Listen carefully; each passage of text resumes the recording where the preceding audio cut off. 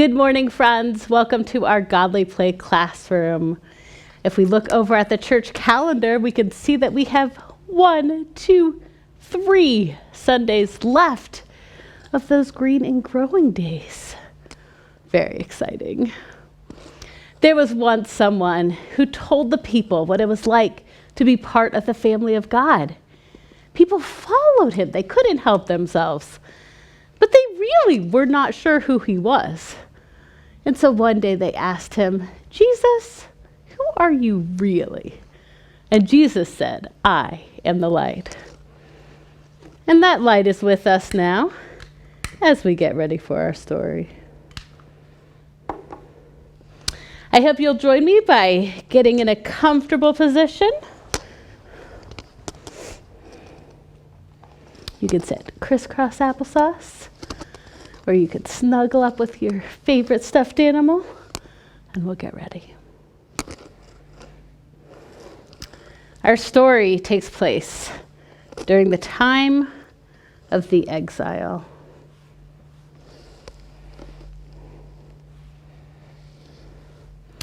The people of God, who were called Jews, were taken away from their holy city and were forced to live in other lands.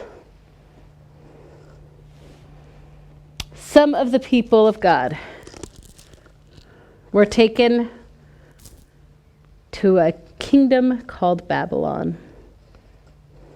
They were in this kingdom for so long that they started to get used to it. And some of them even started to work for the king. There were 4 friends who actually worked together for the king. They were Shadrach, Meshach, Abednego, and Daniel. These were very unique friends.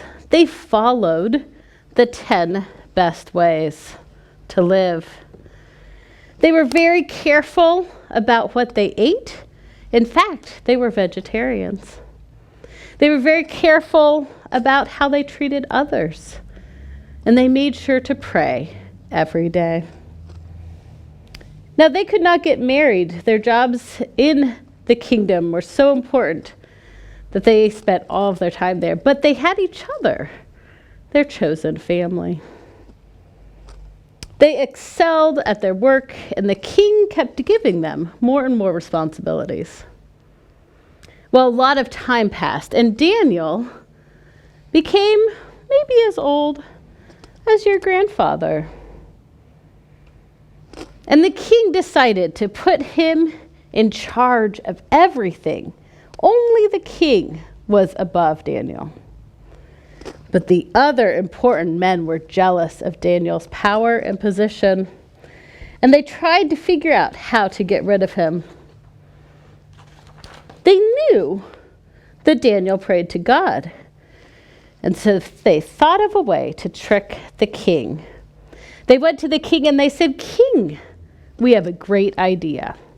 You need to make a law that says everyone should worship you and you only. No one can pray to any other gods. They can only pray to you, king." Well, the king thought this was a great idea, and so he made this law. Daniel heard about the law, but that did not change his actions. He knew that he was going to keep talking to God, that God was more important to him. And so the people caught him praying. They took him before the king and they said, "Daniel broke your law. And according to the law, he should be thrown to the lions." The king was very sad because he respected and loved Daniel. But the law said that Daniel had to be thrown into the lions. And so the king said, "Daniel, I hope your God can save you." They took Daniel to the cave and they threw him in with the lions. All night long, the king paced back and forth. He couldn't sleep. He was so worried about what was happening to Daniel. The next morning, just as the sun was rising, the king ran out with his guards, ran over to the cave and yelled down, "Daniel, did God save you?" And Daniel said, "O king, my God has saved me. God shut the mouths of the lions, and they did not hurt me." The guards pulled Daniel up. He was totally safe and fine. And everyone thanked God for keeping Daniel safe.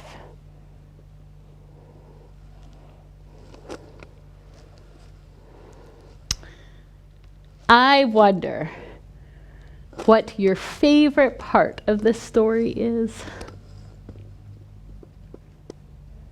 I wonder what is the most important part. I wonder if there's any part of this story that is about you. Maybe you're somewhere in this story. I wonder if there's any part of this story that we could take out and still have all of the story that we need. Now it's time to change the light.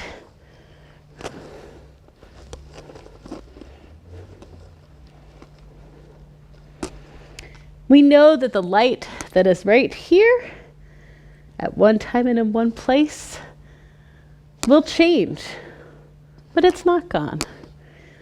The light of Christ is with us, no matter where we are or what's going on.